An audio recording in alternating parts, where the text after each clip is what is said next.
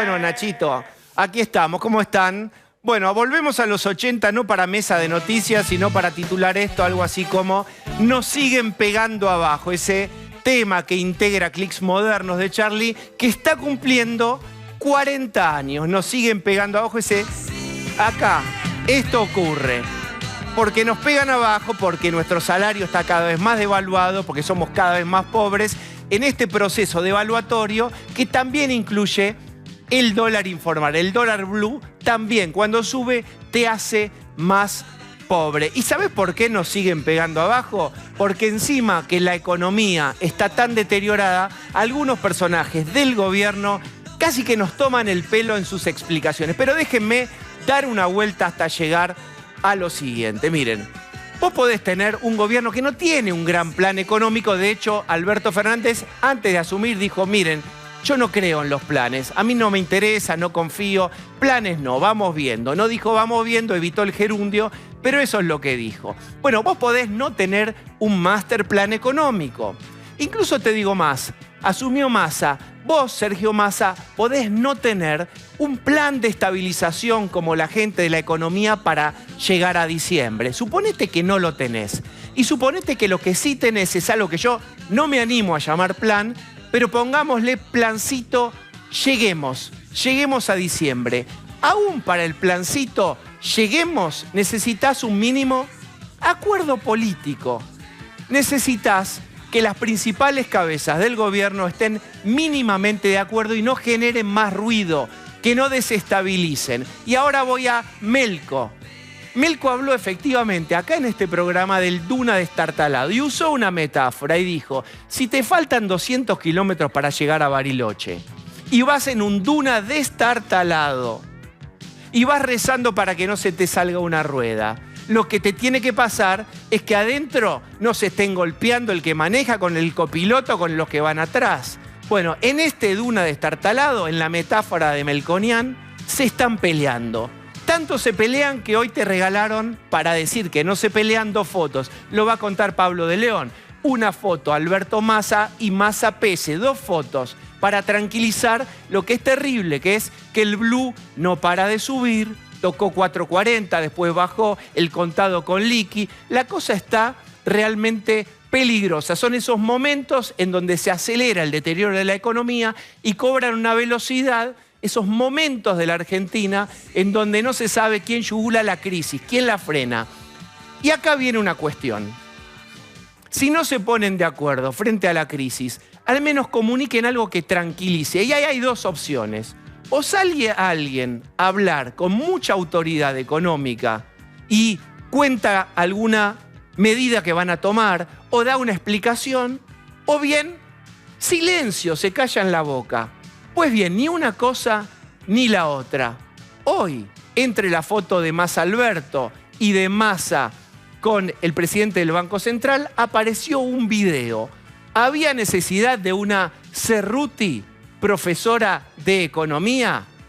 Nos siguen pegando abajo. Mirá lo que decía Cerruti sobre la inflación. Sé que la inflación indigna, porque te jode la vida cotidiana, porque todos los días te cambian los precios. Entonces es muy difícil hablar tranquilamente sobre un tema que te indigna y que te enoja. Pero la verdad es que nuestra obligación es tratar de explicarte que además de que comprendemos cómo te sentís, y además de que comprendemos cómo estás, y que a muchos nos pasa obviamente lo mismo que te pasa a vos, hay alguna explicación, algún intento de comprender lo que está pasando. Eso nos va a ayudar además a que entiendas que esto va a cambiar y que va a estar mejor. La verdad es que Argentina venía con una inflación muy alta, terminó Macri con una inflación de 53 puntos, una inflación altísima, y nos agarró la pandemia. En la pandemia, en la Argentina y en todo el mundo, se tuvo que emitir muchísimo para poder sostener todo, las vacunas, las políticas sociales, todo lo que se hacía. Ahora en la Argentina hubo que emitir el doble. ¿Por qué? Porque la Argentina no podía tomar créditos, no podía endeudarse, porque ya estábamos con la deuda del Fondo Monetario Internacional de los 40.000 millones que había tomado Macri. Termina la pandemia y empieza la guerra. ¿Esto qué significa? 5.000 millones de dólares para pagar la energía que estaba altísima y carísima porque Ucrania y la guerra con Rusia y todo lo demás. Empezamos a salir de eso y ustedes vieron que los índices habían bajado en noviembre, en diciembre, y sentíamos que empezaba la zona del alivio porque todas las medidas que se están tomando y que impulsan el crecimiento y que impulsan la generación de empleo nos permitía sentir que estábamos un poco mejor. ¿Y qué pasó? La sequía. ¿Qué es la sequía? Cuando hablamos de crisis climática, de cambio climático, hablamos en general. En la Argentina fue la mayor sequía desde el 1920. Pero además sumaré una cosa. Yo le decía hoy en la mañana al presidente, mira, yo compro mi bolsón de verduras en el mercado central. Lo compro una vez por semana. Bolsón de verdura, de fruta y docena de huevos, 7.800 pesos. Bastante bien. Cuando el fin de semana tuve que salir a comprar 3 cosas en la verdulería de la esquina porque tenía que cocinar para ese fin de semana otras cosas que la que habían venido en el bolsón, gasté también 8.000 pesos. Entonces la dispersión de precios también es algo que hace que no solo algunos precios suban, sino que también de repente vos pagás el doble en un lugar y en el otro. Entonces hay que ir más al supermercado, hay que buscar los precios justos, hay que controlar más. Pero todas estas son las cosas que a vos no te solucionan la vida, pero que nosotros te podemos explicar y te podemos contar para que entiendas que lo que está pasando es este panorama, que estamos trabajando un montón, que nos dicen que empieza a cambiar la tendencia y que el mes que viene de nuevo habrá una desaceleración como la que tuvimos en noviembre y en diciembre, y que ponemos todo nuestro esfuerzo todos los días para que la situación mejore. Muy bien. La buena y la mala. La buena no es el plato de la casa del kirchnerismo tratar de empatizar y validar lo que vos sentís. Esta es casi una novedad. No es que no ocurrió antes, pero en general te invalidaban. No hay inflación, es dispersión de precios.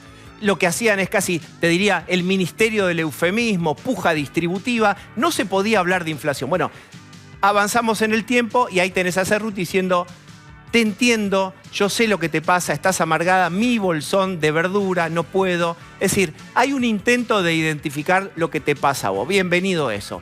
Ahora, según Cerruti, la inflación es el otro. La inflación es Macri, por supuesto, es la sequía, es la guerra de Ucrania. No hay un solo elemento autocrítico de Gabriela Cerruti, la vocera presidencial, que diga: la verdad, hicimos esto, lo otro, la pifiamos, estamos intentando corregir. Autocrítica cero. Y lo más importante tiene que ver no con la opinión, sino con la información. Parece que todas las plagas de Egipto hubieran caído sobre Argentina. ¿Cayeron todas las plagas sobre Argentina o sobre también otras partes del mundo? La inflación que vivimos, ¿cómo afecta a otros países? La sequía y la guerra de Ucrania. Quiero llevarlos a dar una vuelta por la región. Dato mata opinión. Bolivia, acá está, no te estoy hablando de países nórdicos, etc. Bolivia 0,08 en marzo. Paraguay, esto es actualizado. Paraguay tuvo 0,4 de inflación. Brasil 0,7. Están en la misma región, ¿eh? Uruguay, enfrente nuestro, sequía 0,9. Colombia 1,5, 1,05. Chile 1 con 1. Fíjense, y ahora llegamos al final. Venezuela 4,2. Y esta es la sorpresa. Las plagas serán para todos, pero miren lo que le pasa a Argentina con la guerra de Ucrania y lo que le pasa a Argentina con la sequía. Con ustedes, acá lo tienen, 7,7. Los peores de la clase. Entonces yo lo que planteo es: basta de exteriorizar culpas. Hay que hacerse cargo de que nunca hubo un plan en serio porque nunca se quisieron pagar costos mínimos de estabilizar la macroeconomía. El plan Lleguemos está perdiendo aceite, como el Duna. Ojalá lo puedan resolver porque ahí arriba no va el gobierno, vamos todos. Bienvenidos. Voy a saludar. Vengan, vengan. Está apurado. Está Cecilia corriendo. Pablo ¿Cómo le de va? León. ¿Cómo te va? Osvaldo Bazán. ¿Qué tal? Buenas noches. Y está Lucía Salinas. ¿Qué tal? Buenas Estaba noches. apurado el muchacho. ¿Está apurado? Estaba apurado. Estás como el dólar. ¿Dónde va? Estoy como el dólar. Bien. Pablo de León. ¿Por qué necesitaron hacer dos fotos hoy importantes el gobierno? Porque claramente la interna del gobierno impactó en las últimas horas, no es la razón de la suba del dólar, pero sí de las últimas horas de poner y de calentar mucho más esto y de intentar mostrar que en el gobierno el que se fue el jefe de asesores porque osó desafiar a una de las patas del frente. Entonces, bien temprano, cuando el sol otoñal empezaba a calentar un poquito más, en la bucólica imagen de la residencia de Olivos, se sacaron una foto Massa, mirá, fíjate, A ver, vamos a ver la brazos, foto. gestos, la manito del presidente y la sonrisa de Sergio Massa sin soltar jamás su teléfono celular. Ahí el presidente lo mira, como arropándolo, y él mira hacia adelante y sonríe como diciendo, la tengo controlada, crack. Bien, Osvaldo. Sí, ustedes son muy jóvenes, pero en el año 1979, Nacha Guevara, cuando todavía no había cobrado los 11 millones por haberse exiliado en un gobierno peronista, cantaba una canción de Mario Benedetti. La canción se llamaba ¿De qué se ríe, señor ministro? Y si me das un segundo de poesía, te puedo contar de qué va. Por supuesto. Era una exacta foto del diario Señor Ministro de lo Imposible, bien plena risa y en plena euforia y en pleno gozo su rostro simple. Seré curiosa, señor ministro, ¿de qué se ríe? Pues sígalo un poco más y te cuento el final para no hacerlo todo largo. Después de todo, señor ministro, usted es el palo mayor de un barco que se va a pique. Por eso digo, señor ministro, ¿de qué se ríe? ¿De qué se ríe? Mario Benedetti, Nacha Guevara, 1979. Bien. Qué optimismo nos da ver la circularidad de la historia y como cualquier letra podemos mezclar, poner así, tirar los dados y vas encajando frases de décadas anteriores con situaciones y todas machean. El tema también es esta cosa del gobierno siempre impostado, la necesidad de una foto, de mostrar algo en una foto que en los hechos concretos no existe, que es un plan de gobierno, que es una política realmente que ponga en primer plano las necesidades de la gente. Es esto de intentar calmar los mercados, si esto se pudiera lograr tan fácil como con una foto, con una imagen impostada, porque finalmente termina siendo un gobierno siempre impostado, siempre sobre una escena irreal para la gente y hablándose a sí mismo. La foto fue sacada antes de que empezara a subir el dólar, ¿no? La foto fue de... Sí, la foto fue a la mañana y después de que la foto sucedió, la portavoz que vos recién mostrabas en un video hablando de inflación, vamos a hablar de ese video también de la portavoz, posteaba lo siguiente. La foto, ahí otra versión de la foto, riendo también ambos dos, diciendo encarnizada interna, en referencia a uno de los medios de comunicación que puso esto en virtud de la encarnizada interna. Claramente hay una encarnizada interna, por más que la portavoz se esmere en negarla. Por aparte, ella formó parte de este culebrón de Aracre. El lunes se juntaron a comer Alberto y Aracre, ellos dos solos. Con lo cual, no es que perdía el tiempo hablando con alguien que no conocía, sino que el presidente con su jefe asesor se tomaron un rato. Ahí Aracre le llevó casi un plan económico diciéndole, tenemos que poner un gabinete de crisis. Alberto, que te gusta o no te gusta, sabe un poco más de política, Aracre, dijo, no podemos decir que hay una crisis, porque si hacemos un gabinete de crisis, reconocemos que estamos en crisis, algo que en política sabe ese uno, saberlo. Bueno, esto se filtró, apareció en algunos lados, Massa dice que lo filtró Aracre, Aracre dice que se lo filtró a la vocera, la portavoz presidencial. ¿Para qué lo filtraría Aracre? Aracre supuestamente formaba parte de un complot contra Massa y quería él mostrarse como la opción a lo económico. A mí me parece un desconocimiento político absoluto pensar que vos lo sacás a Massa y esto no estalla todo. No por Massa, sino por la delicadeza de la encarnizada interna. Y después, Massa lo señala Aracre, pero Aracre dice, fue la portavoz la que dijo que Aracre tenía las ganas de sacárselo y realmente en el entorno más chiquito, porque hay un entorno y un entornito del presidente, Aracre no se lo bancaban hace rato. Bien, Ceci, quiero mostrarte la foto de Massa con Pelle del Banco Central y que me cuentes cómo está la relación y cuáles son las diferencias técnicas acá. Ahí, Pese primero estuvo en Olivos también. Pese estuvo en Olivos, pero no hubo foto de los tres. No hubo foto de los tres. Hubo toda la tarde algunas versiones de la salida de Miguel Pese del Banco Central. Las desmintieron y me parece que esta foto viene a decir eso, ¿no? Miguel Pese está en funciones y el jefe de Pese es Massa porque la reunión se da en el Ministerio de Economía. Forma parte de este plan de ratificar a Massa para que se calmen los mercados que estaban intranquilos porque Massa se iba.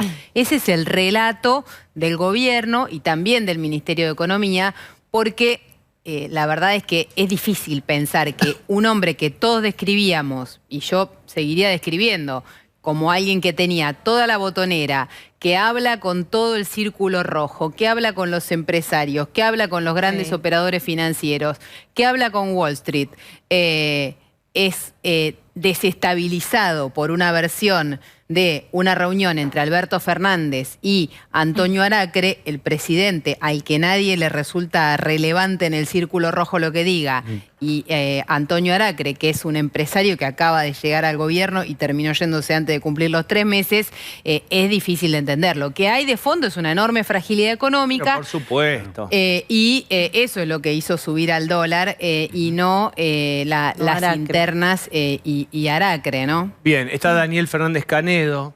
¿Qué tal? Buenas noches, gracias. Bien, es un honor que estés acá, del diario Clarín. Bueno, ¿por dónde debemos empezar? Bueno, lo planteó Cecilia, ¿no? ¿Cuáles son los argumentos para la suba del dólar blue? Digamos, Cualquiera. En Argentina siempre hay un motivo real para aumentar. Sí, pero me parece que hoy hubo uno central, ¿no? Hoy subió 9 pesos, cerró en 432 pesos, había mucha expectativa en cuántos dólares iban a liquidar las cerealeras de esto que es el dólar agro, el dólar de 300 pesos, ¿no? Porque ayer no se había liquidado un dólar y hoy, bueno, hoy aparecieron los dólares, unos 72 millones de dólares, el Banco Central pudo comprar dólares. Y hay un elemento que hay como una ley no escrita del mercado cambiario en los momentos de crisis, y esa ley es que si el Banco Central no compra dólares, estás en problema, ¿no? Y aparte porque acá están las cartas dadas vuelta en términos de que el gobierno no tiene dólares, ¿no? Entonces, entre la crisis de Aracre, entre lo que era el dólar agro que no se liquidaba y la expectativa de que, bueno, había una crisis de gabinete o de crisis importante en términos de ayer, las versiones, si Massa se quedaba, no se quedaba. Bueno, me parece que estuvo el caldo de cultivo ideal para esta suba del dólar. Porque frente al desconcierto, a la incertidumbre, todos tienen conductas conservadoras de repliegue y de espera, de cobertura. Es decir, el tipo que tiene soja va a esperar. Sí. El tipo que, bueno, va a ir a comprar dólares. Son todos refugios, mercaderías, o soja o dólares y medio al precio que te quieran cobrar. Porque además, perdón, además las cerealeras no están ofreciéndole a los productores una cantidad de dinero que les resulte seductor. Digamos, se están quedando con toda esa diferencia de los 300 dólares, que cada vez son menos, y eso no le está llegando a los productores. Por eso los productores que necesitan vender, porque necesitan dinero para la nueva siembra, no están vendiendo. Ahí está. Los números los números aproximados de los que habla Osvaldo, me parece que son: los productores están recibiendo, le están ofreciendo 105.000 pesos la tonelada. Y los productores lo que dicen es: tenés que ofrecerme más de 120.000 pesos la tonelada. ¿Por qué? Danos un ejemplo. Porque para hay una diferencia. El productor lo que está diciendo, le está diciendo a las cerealeras: vos te estás quedando con algo del dólar de 300 pesos que nos corresponde a nosotros. Exacto. Y ahí es donde se produce el problema, porque no hubo liquidación ayer. Pero déjame la complejizarlo. cerealera- ¿Pero por qué ahora les molesta, o supuestamente las cerealeras se quedan con una parte que no les corresponde, y el soja 1 funcionó? Porque y el ofrecían soja más. 2... Ofrecían más. De lo que está ofreciendo las cerealeras ahora es muy poco más de lo que ofrecían antes del dólar soja. Es así. Sí. Y aparte de eso, lo que hay es que las cerealeras le adelantaron ya al gobierno parte de los dólares, y ahora el problema que tiene es que no le llegan los granos. Porque los productores, bueno, tienen que decidir hoy qué hacen. Si venden su producción de soja a 300 pesos o se sientan arriba de la soja y esperan. Bien, porque hubo Acá lo también, que- y digámoslo, Sí. algún rumor desmentido completamente por Aracre de que una sugerencia de devaluación, que digamos él mismo, vimos una parte del documento en donde está desmentido, por lo menos de parte de Aracre, haber pedido devaluación. Pero la bronca era: si están haciendo circular algo en relación con la devaluación, estás desincentivando a los productores a liquidar. Si en vez de liquidar ahora, espero Por y eso- me va a por valer eso- más mi soja. Por eso Massa dice que el efecto Aracre es el hablar de devaluación y hablar de un desdoblamiento cambiario no empezó ahora, empezó hace 3 semanas. Y es cierto que la versión de un desdoblamiento apareció hace 3 semanas. Entonces Massa lo señala a Aracre como quien le serruchó el piso haciendo sonar este ruido que Pero hace si ya que está este desdoblado, hay un montón de economías que ya tienen dólar diferencial. Y además, Tampoco hay Diego, que ser Julio perdón, Verne. Daniel seguramente lo va a poder explicar también. El documento del Fondo Monetario dice claramente que puede desdoblarse parcialmente el tipo de cambio. El documento del Fondo Monetario lo dice. Y la verdad es que cualquier productor que hoy tenga soja, cuando era el soja 1, era una oferta por única vez. ¿Viste las promociones de los colchones? Que dicen todo el tiempo los colchones se venden con 70% de descuento. La primera vez que lo viste, caes y te compras el colchón apurado. Bueno, con los productores de soja les pasa exactamente lo mismo. Claro. Te dije una barbaridad Su colchón, prefieren su colchón. Claro. Dicen, Dejarla ¿para en su qué? colchón. O sea, no, si esta oferta ya vino en septiembre, Y no vino era en tal. diciembre, viene en abril, ¿por qué alguien va a pensar que no va a haber salvo un que esté dólar muy soja apretado. en agosto? Sí, Claro. pero aparte, bueno, es interesante y me parece lo que dice Cecilia, en términos que las devaluaciones que son efectivas son las que son de una vez para siempre. Digamos. Claro. O sea, que tenés la idea por lo menos que no va a cambiar en el corto plazo. Y acá lo que tuviste es dólar soja 1, dólar soja 2, ahora dólar agro 1 y...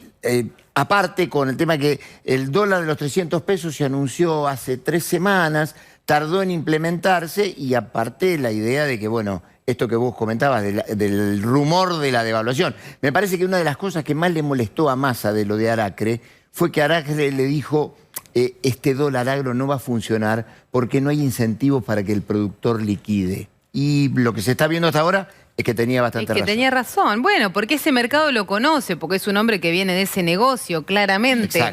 Claro. Ahí me parece que lo que está en juego es un tema de competencias. ¿Qué hace un asesor presidencial presentando ítems económicos? Me parece que ahí, más allá del contenido, que probablemente sea razonable alguno de los ítems de Aracre. Ahora eso me parece que expone la fragilidad extrema de este gobierno, que no quiero desmerecer ni el rol de Aracre, ni su músculo político, si lo posee o no lo posee, pero ¿cómo puede ser que un asesor presidencial haya llevado a este nivel de crisis a un ministro de Economía de la talla, como contaba Ceci hace unos minutos, que tiene toda la botonera de Sergio Massa? Digo, Es fragilidad pura.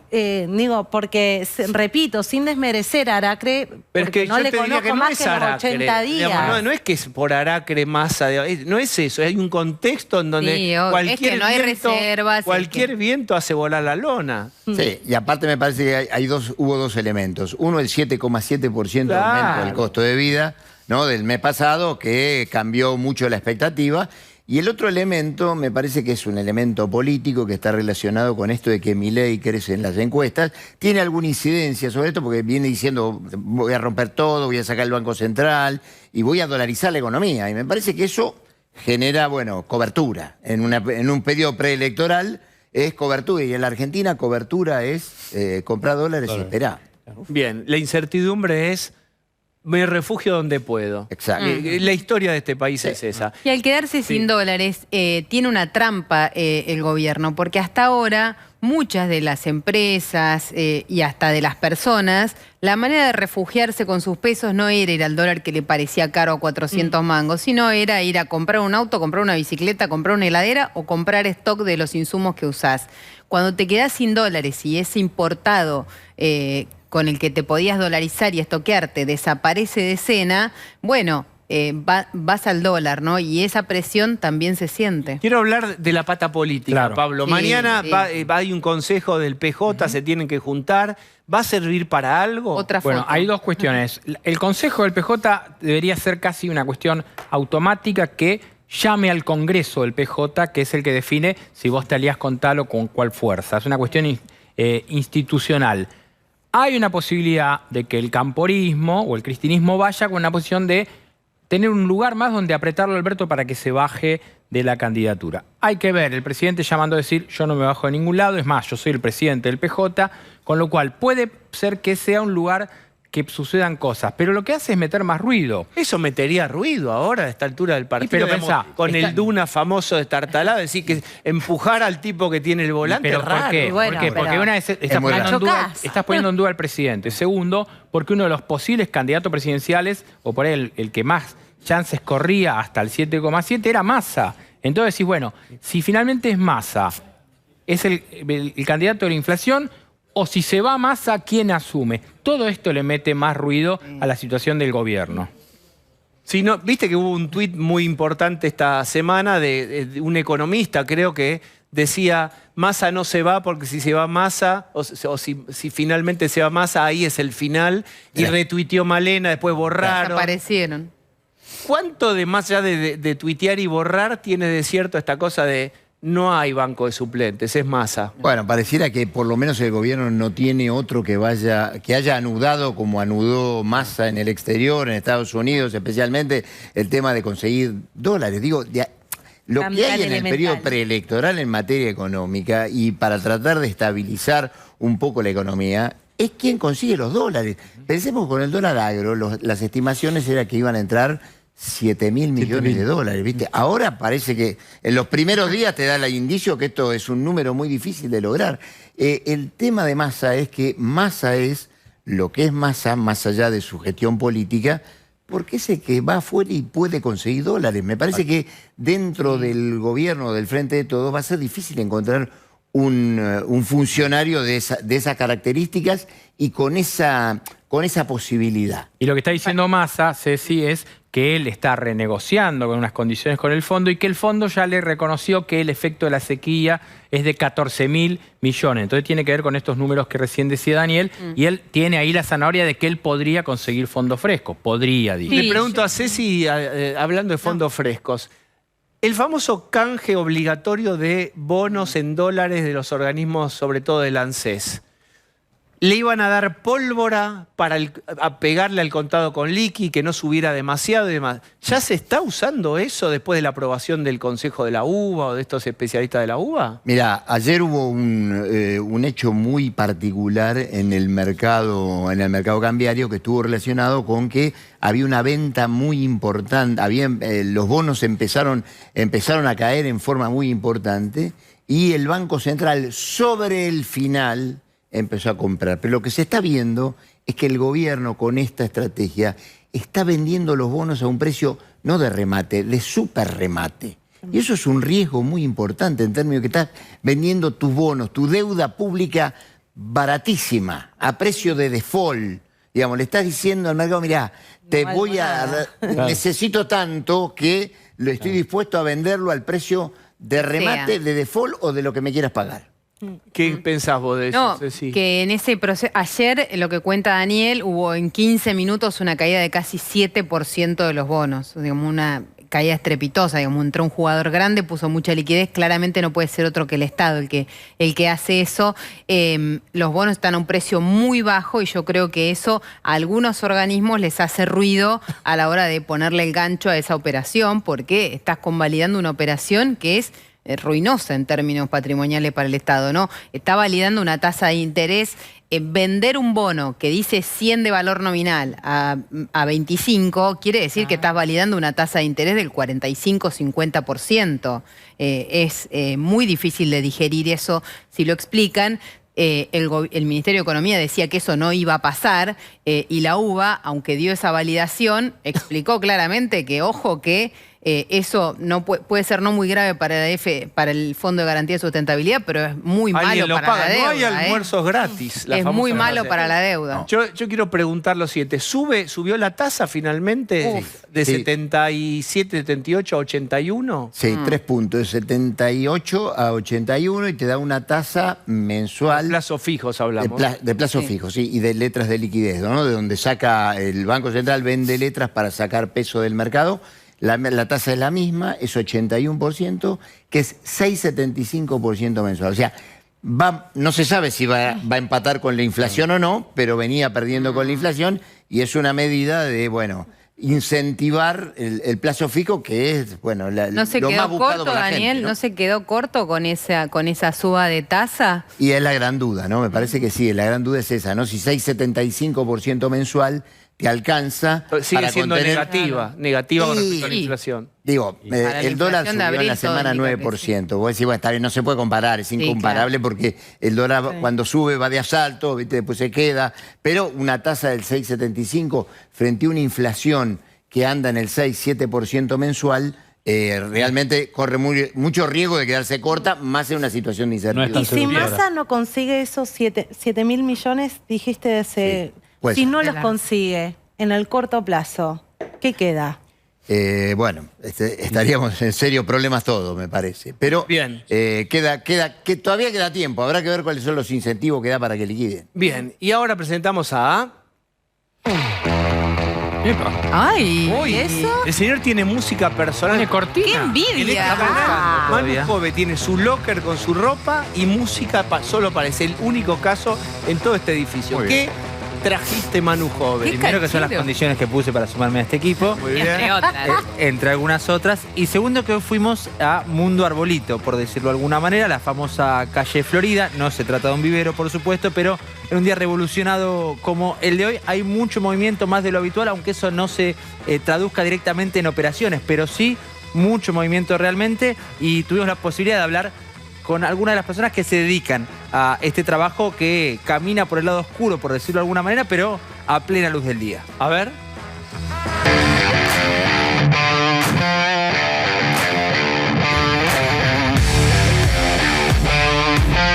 Microcentro porteño, la calle Florida, la calle de los arbolitos. Claro, en días como hoy, de mucho movimiento del dólar, el sonido ambiente es este. Euro real, dólar, cambio, para cambiar cambio. Para cambiar, casa de cambio, cambio dólar. Hago más, cambio. ¿Cómo son los días como hoy? Y está mucho más movido que habitualmente. ¿Sí? Sí. ¿La gente, qué viene, más turista o la gente de acá? Más gente de acá. ¿Viene más gente de Más acá? gente de acá, sí. ¿Viene a comprar o viene a preguntar cuánto está? Porque no es lo mismo. Preguntan y más venden que lo que compran. Ah, aprovechan que está caro ahora para vender. Para vender, sí. Este es un mercado minorista. No es que hay más movimiento cuando sube el dólar. Es todo un equilibrio entre turistas y gente que vive acá. La gente que vive acá que usualmente quiere comprar. Entonces, al ver que aumentó como 20 puntos arriba, no quiere comprar y eso también desestabiliza nuestra comisión, digamos, ¿no? Claro.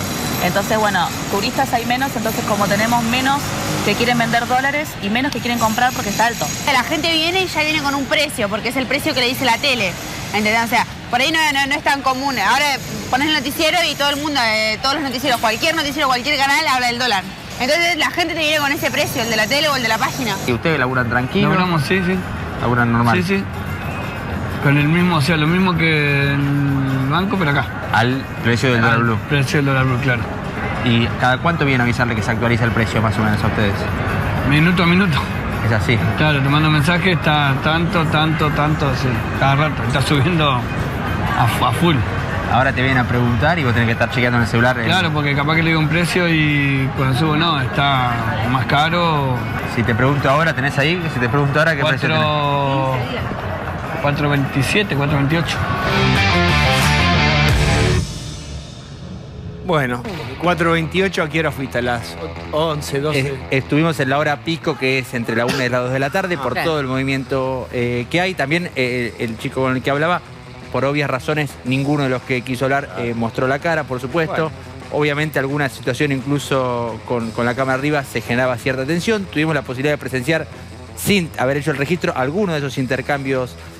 También ese 4.27, 4.28 en ese momento era para la venta, en este caso, no para la compra, digamos. La gente que se acercaba, como lo decía... Para la compra sería 32. Exactamente. 33, Estaba, bueno, había algunos carteles, incluso estuvimos en el horario pico cuando estamos hablando de ese dólar a 4.40.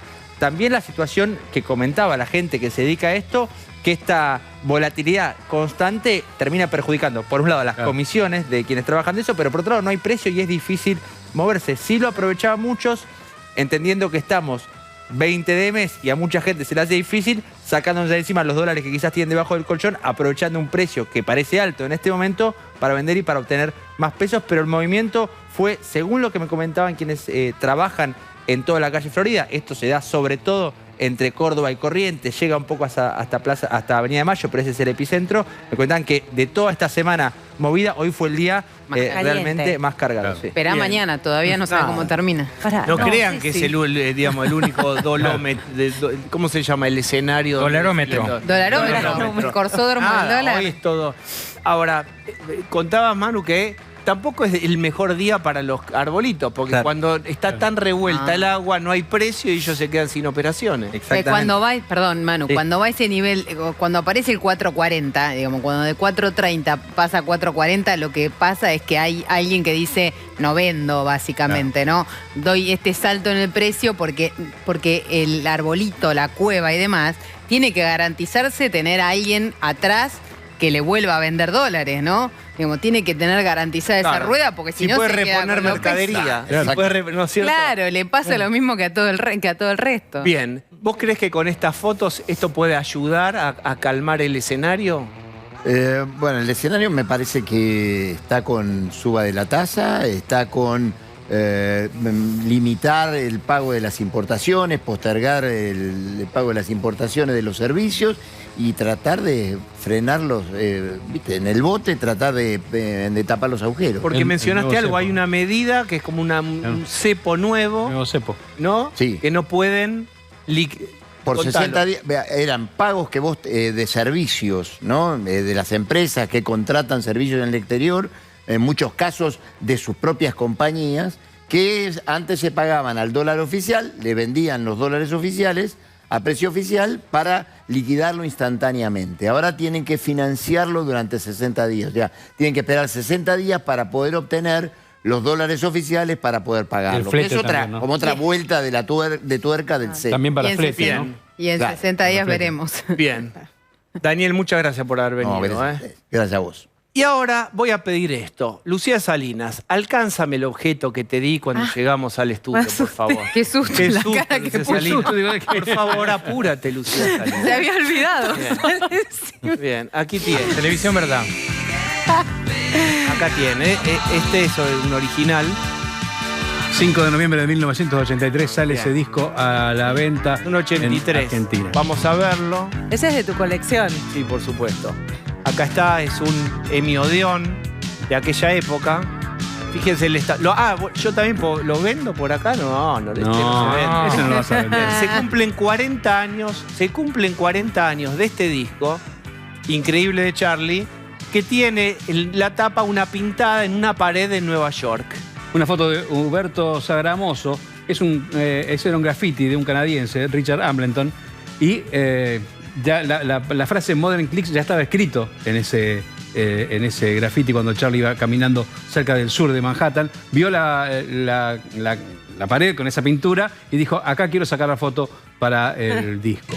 Bien, como se cumplen 40 años, hay una iniciativa de un actor y profesor de teatro argentino que se llama Mariano Cabrera, que vive en Nueva York, y es creador del proyecto Charly García Corner New York. Es decir, que hagan ahí, en ese lugar donde se hizo la emblemática tapa. Walker Street y Corton Alley. Bien. Mira. ¿Cómo estás, Mariano? Hola, buenas noches. Te escucho muy bajito. Si pueden subir un poquito el retorno, te voy a agradecer. Contanos qué idea tenés. ¿Cómo es el homenaje a estos 40 años de este disco? Se corta, perdón, no llego a escuchar. Bien. A ver ahora. ¿Nos escuchás, Mariano? Ahora sí. Bien. ¿Cuál es el proyecto? ¿Qué querés hacer? Bueno, el proyecto ya está confirmado. Ya no es un proyecto, es una realidad esto, ¿no? Te quiero decir antes que nada aclarar que yo vivo en Argentina. Yo viajo asiduamente a la ciudad de New York a dar clases. Viajo varias veces al año, pero vivo en Argentina, resido en Argentina. Te decía que esto era un proyecto hasta hace un par de meses, pero ya es una realidad. El día lunes se dio la última autorización y en la esquina, justamente, como decía Osvaldo, de Walker Street y Corton Alley, va a estar la Charly García Corner, que es donde Huberto Sagramoso utilizó lo último que le quedaba del rollo fotográfico, porque en realidad no se iba a llamar así el disco, no se iba a llamar Modern Clicks, sino se iba a llamar Nuevos Trapos. Y hay un par de cuadras atrás sacó esa fotografía, como había todavía un poco de rollo, pasaron por esa esquina, a Charly le gustó, sacó la fotografía y al revelar el rollo se dieron cuenta de que tenían una foto maravillosa y esa fue la elegida. Charly en el momento cambió el nombre y de Nuevos Trapos, que es el nombre de uno de los temas del disco de Clicks Modernos, lo bautizó como Modern Clicks, que era un nombre de una banda under, subte, de post-punk de la década del 80, de los, del off musical de Nueva York de esos años. Bueno, muy bien. Yo les muestro el vinilo. Así nació el disco en su formato original. Por supuesto, después CD, Spotify, lo que ustedes quieran. Este es un disco para siempre, de estos músicos de la historia argentina, para siempre. Nos siguen pegando abajo, 201 tranzas, Bascate ese defecto. Tantos que vos escuchaste y seguramente cantaste y bailaste, bueno, están acá y nacieron en el año 83, No me dejan salir, Plateado sobre plateado, Ojos de videotape, que es hermosísima también. Bien, entonces ya está en marcha el proyecto y aquel que tenga la oportunidad de pasear por Nueva York, ¿qué se va a encontrar, Mariano? Hasta el 6 de noviembre nada. El día 6 de noviembre va a ser la inauguración. Recordemos que el lanzamiento oficial de Clicks Moderno fue el 5 de noviembre de 1983. Este año se cumplen 40 años de la edición de este álbum. Y como el 5 de noviembre este año cae domingo, se va a pasar para el otro día, el primer día laboral, el lunes 6 de noviembre, a las 11 de la mañana, ahí en Tribeca, en el barrio de Tribeca, que es en el downtown de Manhattan, casi rozando al Chinatown. Y ahí en esa esquina vamos a poder tener la oportunidad, como dice, muy bien bautizó un conocido también fanático de García, que esa esquina se va a convertir en el Abbey Road argentino en tierras foráneas, ¿no? Un lugar de peregrinación de argentinos y de todos latinoamericanos amantes de la música de Charlie, que van a tener la posibilidad de conocer y de fotografiarse en el lugar tan icónico, ¿no? que sirvió como tapa de este álbum inolvidable. A ver, miremos con el Google Earth. Vamos a ver la esquina, ahí lo tenemos, ahí podemos ir llegando. Contalo vos, Mariano, vos lo vas viendo, hacé el relato no futbolístico, sino musical. Ahí está, ahí, exactamente ahí donde estás en diagonal, exactamente en diagonal. Ahí está, mirá, hermoso. ¿Y qué va a haber? ¿Una placa? ¿Un dibujo? En la esquina. Y exactamente ahí, a la izquierda, esa es la esquina. Ahí está la esquina. Qué bueno. ¿Y qué vamos a ver ahí? Viva la Voy a pasar una primicia que muy pocos saben, que lo descubrimos en esto de las investigaciones. ¿Ves a la derecha, la ventana de la derecha que está a la derecha de la pared? Sí, hay dos ventanas. Bueno, que en esa ventana, primera. ese edificio es el Walker Hotel Tribeca, es casi toda la manzana, pero exactamente en esa ventana es el restaurante del hotel. Y hoy por hoy comanda ese restaurante el chef argentino Fernando Troca. Claro, mirá. Es una esquina argentina, ya estaba predestinada. Digamos. Si faltaba algo para terminar la argentinidad, era Fernando Troca sirviendo comida en esa esquina. Ahí está, se ve perfecto, espectacular. Me suma acá el amigo Pablo Manzotti, que sabe un montón de rock nacional. Clicks es el segundo disco de Charlie, que preanuncia los sonidos que se iban a venir. Es un disco moderno en el sentido adelantado. A los 2 años, todos los que no entendían o criticaban hacían música como Clicks o con los elementos sonoros, preeminencia de teclados, grabación de altísima calidad en Nueva York, usados en ese disco. Es el segundo disco solista de Charlie. Cumple 40 años, fue muy criticado y hoy entra entre los 3 primeros más importantes de la historia del rock argentino. Cuenta Pablo Manzotti. ¿Y qué va a haber en la esquina? ¿Qué vamos a ver? ¿Una placa? No sé si me escuchaste. Digo, ¿va a haber una placa? ¿Qué va a haber ahora sí te escucho, perdón. Se escucha muy bajo y entrecortado. Te preguntaba, ¿qué va a haber en la esquina? ¿Va a haber una placa? ¿Va a haber un dibujo? Perdón, no escucho nada. Bien, lo que te estaba preguntando, lo que vuelvo a hacer, a ver si ahora esta vez tenemos mejor retorno. Puedo gritar si querés, pero total estás en Buenos Aires. ¿Qué va a haber en la esquina? En esta esquina, ¿qué vamos a ver? ¿Vamos a ver una placa? ¿Vamos a ver un dibujo? Te pude adivinar algo entrecortado, pero te escuché, Osvaldo. Bien. Muchos preguntaron, ¿por qué no hacen de nuevo el mural? El tema con el mural es que, primero, que es una propiedad privada, es un hotel, es un hotel de categoría. En principio habíamos empezado a hablar con eso, pero después la gente, no quiero dejar de nombrar, por favor, al Consulado Argentino en New York, que sin ellos esto no hubiese sido posible bajo ningún punto de vista. Un simple mortal no podría haber hecho solamente todo este proyecto. El mural,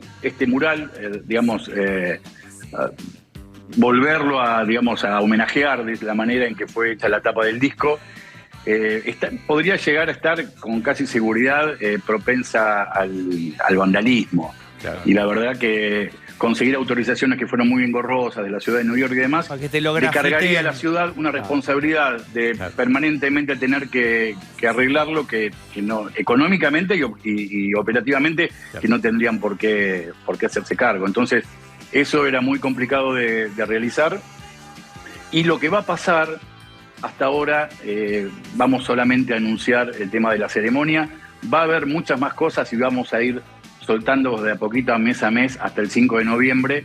He visto en la prensa que cada uno ha dado su versión. Yo no he dicho que se iba a poner nada ahí. Se va a poner, pero no puedo adelantar nada. Está muy bien. Administra la información, Mariano, muy bien. Tema por tema. Es parte digamos, de no tirar toda la información ahora y que se queme y que pase como una cosa más, sino que cada mes ir tirando cositas como adelantos en las plataformas digitales de las temporadas. Bueno, vamos a ir tirando cositas como para que la gente vaya juntando ganas y el que pueda estar bien y el que no, poder verlo en la transmisión en vivo que vamos a hacer. Aprovecho para invitarlos en todas las redes sociales. El sitio, el nombre es @CharlyGarciaCorner, tanto en Instagram como en YouTube y en Facebook. Mariano, muchísimas gracias. Felicitaciones. Te estoy gritando un poco. Felicitaciones por el homenaje. 40 años de Modern Clicks, Clicks modernos. Gracias. Muchas gracias a ustedes. Hasta pronto. Bueno, la máquina del tiempo no existe. Es un disco que te lleva a lugares. ¿A dónde te lleva a vos, Lucía Salinas? Vos mencionabas uno de los temas que a mí me parece una joya musical, que es Ojos de Videotape, que es uno de los últimos temas del disco y me parece que es un disco disruptivo en la carrera de Lucía Salinas Charly. sabe mucho de rock nacional, estuvo el otro día hablando de Fito Sabe Páez, de música. de música en general. No sé si mucho. Bien. ¿Sí o no? Pero No sí, sea chiste, pero Lucía. me gusta mucho. Y ese... Me parece que esta clase de discos que en su momento no se entienden, después se explican solos lo que vinieron a hacer. Son disruptivos en las herramientas que traen, en lo que vienen a generar. Miren, acá está el musicalmente. insert. Totalmente. Es Acá una está el riqueza. insert. Que esto es muy valorado en el coleccionismo, que esté entero, que no esté... Tremendo. ¿Le estás subiendo el precio para venderlo? El tipo vende discos. Parece que se subió miren un esto, bondi. miren esto. Digamos que es un obseso del tema. Miren esto.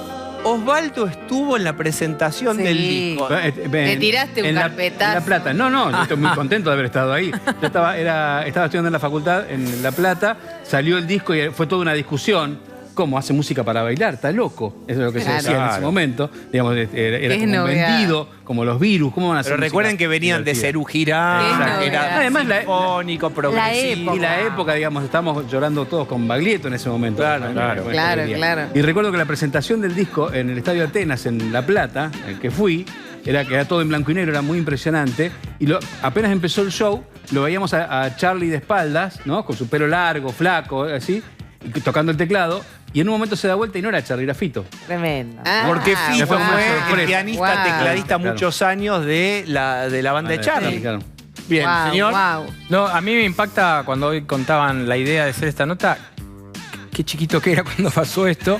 Pero ahora, introduciéndome hace poco en el mundo del vinilo, en el que vos tenés mucha experiencia, se nota hasta como tomás el vinilo y nuestro productor Maxi, uno de los primeros que me compré fue este, porque la verdad que yo en esa época, a pesar de que era resistido, con mis amigos íbamos a bailar y era una fiesta bailar esto, claramente. Al productor no le gustó el disco cuando se lo ¿verdad? regalaron. Sí, ¿Lo es mandamos verdad. al frente? Hay que mandarlo al frente.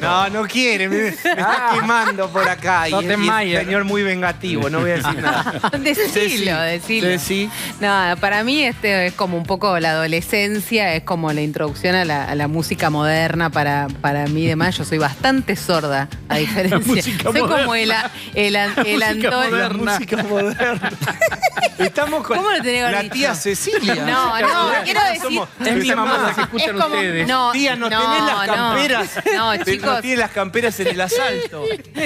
No. Una cosa de... Pará, yo soy más chica que vos, así que no. Lo que quiero decir es que para mí es el momento de pasar de las canciones de la niñez a la música de grandes, ¿entendés? Y ahora me da miedo esto. No puede Me da mucho miedo esta pregunta. No va a salir mucho miedo esta pregunta. Déjalo. Manu Jove. Un niño. ¿Habías nacido en el 83? No había nacido, faltaba poco menos de una década para ese momento. Chao, Manu. Chao. Pero sí, toda esta discografía de Charlie, nobleza obliga, mi padre me la instaló, me lleva automáticamente, decía, ¿sabes dónde te lleva? Me lleva asiento atrás del auto, viaja a Mar de Ajó, mi padre, Claudio, un saludo a él, poniendo Charlie García solista. Y es tiene 60 en este momento. Es del 60. De los... Bien, y si esto te suena, ahora volvió el vinilo, pero ¿tenés idea de esto? Sí, por supuesto, por supuesto.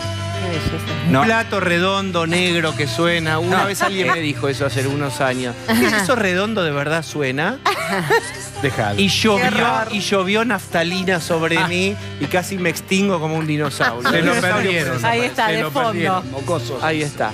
Bueno, muy bien. Hemos descomprimido este primer momento de descompresión de esta realidad argentina durísima de la primera hora. No se vende ese entonces. Y en la segunda hora también vamos a tener al final otra parada de descompresión. Creemos que es necesario. Tanda, dale.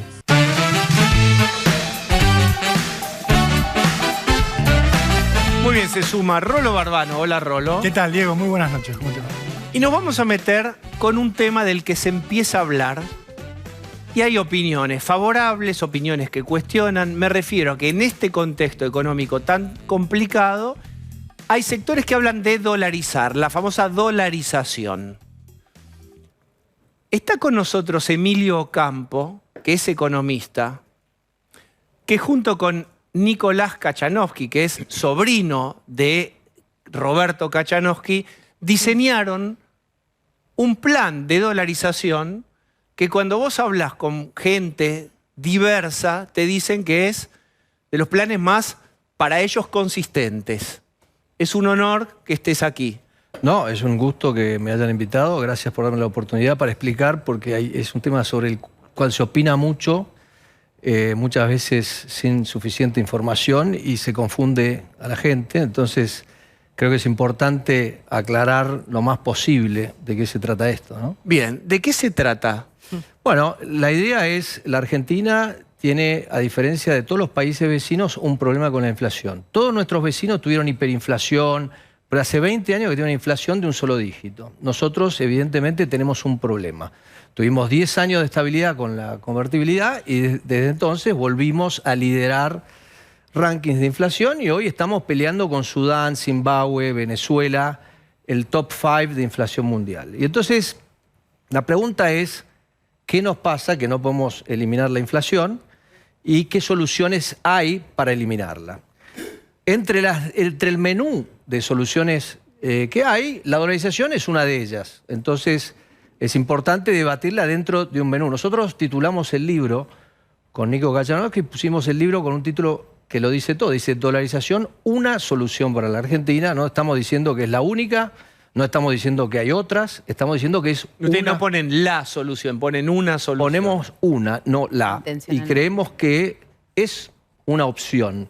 De hecho, no solo creemos que es una opción, sino que creemos que dentro de las opciones malas que tiene la Argentina, es la que tiene más chance de ser exitosa. Es decir, si yo viviera en Chile, no se me ocurriría decirle a nadie que tiene que dolarizar. Si estuviera en Perú, tampoco. Si estuviera en Uruguay, tampoco. Pero esos países no tienen el problema. Es como el tema que te dicen, si mi tía tuviera bigotes, sería mi tío y no sería mi tía. Nosotros no somos ni Chile, ni Perú, ni Uruguay. Evidentemente, ellos tuvieron un proceso de aprendizaje.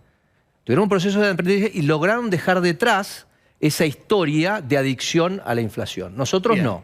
Entonces, lo que estamos planteando es una solución que implica decir, de ahora en más, el dólar es una moneda de curso legal en la Argentina. Vos podés usar el dólar y hay varias maneras de hacer esto. Una manera es decir, el dólar reemplaza al peso, por ejemplo, esa sería una manera de hacerla, pero lo podés hacer de otra manera. Podrías decir, el peso no es reemplazado por el dólar, los pesos que están en circulación pueden seguir existiendo, pero la gente va a poder usar el dólar. Entonces, yo siempre digo, la dolarización en definitiva es como una pizza que vos la podés cocinar, tenés la masa que es el dólar, pero no es lo mismo si le pones ananá que si le pones mozzarella. Bueno, los países deciden, en base a su situación, su realidad, qué ingredientes tienen disponibles para hacer una pizza que les funcione. Ahora, se trata de algo para países en condición terminal. Es como que si yo te dijera, me voy a hacer un bypass gástrico. Si vos tenés 5 kilos de más, 10 kilos de más, habla con tu personal trainer, hace una dieta, baja. Pero si vos estás con 60, 70 kilos de más, no te va a funcionar. Bien, vayamos a la intervención quirúrgica y a las objeciones que uno escucha, uno no es economista, sobre este tipo de intervención. ¿Cómo es la intervención? Concretamente, ¿cómo se dolariza? Como te decía antes, hay múltiples maneras de hacerlo. Nosotros tenemos una propuesta que consiste en adoptar el dólar como moneda de curso legal, dolarizar todo el sistema bancario, es decir, que todos los bancos, todos los depósitos automáticamente se conviertan a dólar. Y también tenemos una estructura para resolver uno de los problemas que es la fuente de la inflación en la Argentina, que es el déficit cuasi fiscal. Vos, para salir del dilema que estamos hoy, no solo tenés que crear una nueva moneda, porque con este peso no vamos a ir a ningún lado. Tenés que crear una nueva moneda y eliminar una fuente de presión para imprimir pesos, que es el déficit cuasi fiscal. Si vos no eliminás el déficit cuasi fiscal, no lo vas a resolver. Toda esta historia ya la vivimos en la Argentina. Lo más curioso es que lo que estamos viviendo ahora lo vivimos en el 89. Emilio, ¿de dónde sacás los dólares para dolarizar? Mira, hay varias maneras de conseguir los dólares. Lo primero que tenés que entender, el cálculo que hacen la mayoría de los economistas, dicen, mira, en el Banco Central tenemos 2.000 millones de dólares de reserva, la base monetaria son 13.000 millones, no tenemos dólares, hacés la división y te va a salir un tipo de cambio de, no sé, 5.000, 7.000. Lo escuché. Está mal ese cálculo, ¿ok? Vos, primero que no podés dolarizar esos valores y no tendría sentido. Si la opción de dolarizar fuera dolarizar a 2.000 pesos, no sería una opción. ¿Okay? Entonces, descartemos eso del... Es como decir, no me quiero subir a un avión porque si vuela a 20.000 metros de altura me voy a morir, pero eso no va a pasar, los aviones no van a superar los 10.000 metros de altura. Entonces, eso no está en el ámbito de lo posible. Entonces, esa discusión hay que desterrarla. Lo segundo que hay que decir es que el Banco Central es un banco del Estado. El Estado es el accionista del Banco Central. El Estado puede capitalizar el Banco Central. El Estado puede decidir cómo se financia el Banco Central. Y lo que vos tenés que tener en cuenta son los activos y los pasivos del Central. En este programa venimos de escuchar toda esta historia de Charlie García. Yo ponerme a hablar de activos y pasivos del Central, probablemente para la mayoría de la audiencia es medio esotérico. Pero lo que te quiero decir es que en nuestra propuesta, la dolarización tiene dos límites. Uno es el mercado. O sea que vos dolarizás, ¿hoy cuánto está? ¿4.30, 4.40? La opción de dolarización es a 4.30, 4.40. No es que vos de repente tenías hoy un salario, no sé, de 500 dólares y vas a pasar a tener un salario de 50 dólares. ¿Pero de dónde sacás los dólares? Te voy a explicar de dónde los sacás. El Banco Central tiene activos y tiene pasivos. Los pasivos hoy son 45.000 millones de dólares. Son 30.000 millones del ELIC. Te estoy hablando todo al CCL, al contado con liquidación. Y más o menos entre base y estás entre 13.000, bueno, ahora está en 13.000.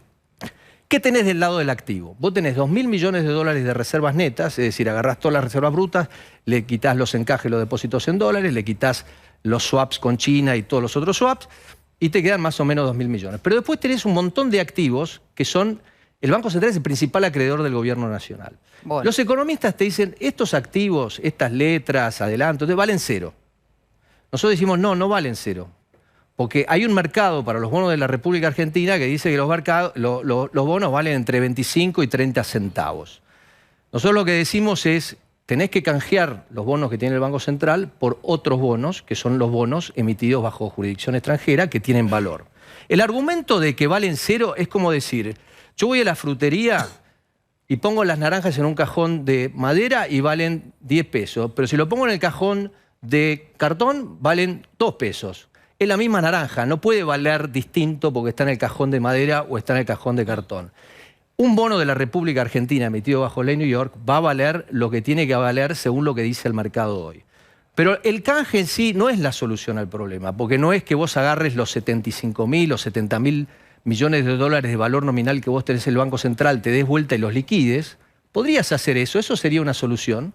Nosotros no proponemos eso. Nosotros creamos una estructura para recapitalizar el Banco Central, a la que le queremos incluir no solo los activos que tiene el Banco Central, sino que el Estado contribuya a los activos del Fondo de Garantía de Sustentabilidad, que contribuya las carteras de acciones que tiene, etcétera, y por ejemplo, parte de las retenciones a las exportaciones, es decir, una cantidad de cosas que tienen valor, ponerlas en una estructura fuera de la jurisdicción argentina que permita eliminar el déficit cuasifiscal. Esa es la esencial. Entonces, Perdona, déjame ¿qué pasa cuando lo pones afuera todo eso? ¿Qué? No importa, vos hoy los bonos tienen jurisdicción extranjera, están más emitidos bajo ley New York. No estás haciendo nada y el Estado es el beneficiario de esto. No hay ni un centavo de aumento de deuda para el Estado. He escuchado a algunos economistas diciendo que esto requiere... Esto... ¿Y cómo macanas. llegan los dólares con esa operación? Bueno, eso lo explicamos en nuestro blog en muchísimo detalle, cómo funciona esto. Hay que distinguir dos cosas. Uno es la dolarización y otro es la solución al problema cuasifiscal. Son dos cosas distintas. La solución al problema cuasifiscal la podés hacer sin quitarle nada a los depositantes porque dolarizaste. Si vos no dolarizás, el problema del cuasifiscal, la mayoría de los economistas pretenden resolverlo con una mega hiperinflación que le va a quitar el valor en términos reales a los depositantes. Licuás todo, sí. Nosotros no vamos por esa opción. Nosotros dijimos, hay que proteger a los depositantes. La estructura que nosotros estamos proponiendo es para proteger a los depositantes, es para pagar la deuda que tiene el Estado, porque el Estado tiene una deuda con el sistema bancario que son estos 30.000 millones de dólares. Y para darte una magnitud, los depósitos totales del sector privado en pesos en la Argentina, en los bancos, son más o menos 45.000, 47.000 millones de dólares. Más depende del tipo de cambio que uses. Y la deuda del Banco Central con los bancos es 30.000. O sea que prácticamente 2/3 de lo que los bancos captan de depósitos de los depositantes se usa para financiar el déficit fiscal. ¿Qué quiere decir esto? El principal deudor de los bancos en la Argentina es el Banco Central. Entonces, vos tenés que resolver ese problema, porque no podés dolarizar si no resolvés ese problema, pero tampoco podés resolver ese problema sin perjudicar a los depositantes si no dolarizás. Entonces, nosotros tenemos dos propuestas, una para dolarizar y otra para resolver el problema del Banco Central. Ahora, volviendo al tema de los dólares. Claro, porque todo este circuito que vos propones y explicas debería finalizar en ingreso de dólares. No solo finaliza en ingreso de dólares y el pago, sacar la deuda de los bancos argentinos para que esos 30.000 millones de dólares que están en los bancos permitan a los bancos, en vez de financiar al Estado, financiar al sector privado. Que lo que necesitamos es que los bancos le presten dinero al sector privado. Si no hay crédito en la economía. Nosotros tenemos un crédito sobre la economía hoy que es 8% del PBI. Te doy un ejemplo. Ecuador es una compañía que es 1/4 de la Argentina, el 25% de la Argentina. El crédito al sector privado en la Argentina hoy es 23.000 millones de dólares. En Ecuador, el crédito son 52.000 millones. Es decir, una economía que es un 25% del tamaño de la Argentina tiene más del doble de crédito al sector privado que nosotros. Bien, Ceci. Sí, Emilio, esta propuesta en términos generales es bastante similar a la que por lo menos explicita Javier Milei. Ahora, Javier Milei dice que se puede dolarizar rápidamente, digamos que un próximo gobierno, o por lo menos propone eso, enuncia eso, que podría entrar al gobierno, él si ganara las elecciones y dolarizar rápidamente la economía. ¿Qué crees de eso y si has hablado con Milei? Nosotros presentamos nuestra propuesta a los principales candidatos a presidente de la oposición o sus equipos económicos. Nosotros no tenemos no somos parte de ningún espacio político. Nosotros dijimos, creemos que tenemos una solución, les vamos a contar en qué consiste. Así que fuimos a todos, la mayoría nos miró como si estuviéramos recién desembarcados de una nave proveniente de Marte. Cuando se lo explicamos a Javier Milei, lo entendió y además él tenía una propuesta de dolarización y nos dijo, la verdad que la propuesta de ustedes nos parece superadora y hasta ahí llegamos. O sea, nosotros no somos parte del equipo de Milei, simplemente que le acercamos nuestra propuesta como se la acercamos a todos los demás y él la entendió bien y se dio cuenta que podía servir. Ahora, yo no quiero hablar de parte de Milei, lo sé hoy por hoy, porque hace bastante que no hablo con él, cuál es el plan que él tiene. Ahora, desde mi punto de vista, yo creo que el principal obstáculo a la dolarización no pasa por si tenemos o no dólares, porque incluso los montos de los que estamos hablando no son demasiado importantes, incluso si fueran los que son, los podés resolver, pero toma bastante tiempo. Nosotros con Nico nos tomó 2 años de trabajo intenso y dedicado a desarrollar esta propuesta. No es que empezamos a leer anteayer un par de artículos. Y entonces, esto está muy estudiado. Hablamos con los ministros de Economía de El Salvador, de Ecuador, el expresidente de Ecuador, con economistas de todo el espectro político. gente que estaba totalmente en contra. Es decir, que nosotros hemos hecho un trabajo muy profundo sobre esto. Y el principal obstáculo, yo creo, es que venimos con una economía que hace 4 años tiene cepo cambiario, controles de precios, controles a los movimientos de capitales, tarifas atrasadas. ¿Qué quiere decir? Que la estructura de precios relativo que tiene la economía es una estructura totalmente distorsionada. Entonces, si vos tenés una estructura totalmente distorsionada y le imponés encima un corset monetario, esa economía va a tener más dificultad en encontrar el set de precios relativos que es... ¿El corset es la dolarización? La dolarización o cualquier reforma monetaria dura, porque acá lo que hay que entender... también sería un corset. Entendamos Entonces, lo siguiente, sí, Diego, está bien lo que vos para planteás. salir del problema vamos a necesitar una reforma monetaria. Está sin duda. Entonces, en el rango de reformas monetarias que tenés, podés decir a una especie de Austral 2 y con el desagio y alguna cosa así, podés decir que haces una convertibilidad como el real, como dicen algunos, moneda... Brasil nunca va a aceptar la convertibilidad con el real, pero acá todavía la siguen insistiendo. O cualquiera que se te ocurra, pero vos tenés que reemplazar este peso porque ya a esta altura el peso, viste, no es creíble. Entonces, vos vas a tener que hacer una reforma monetaria. ¿Cuál es el dilema?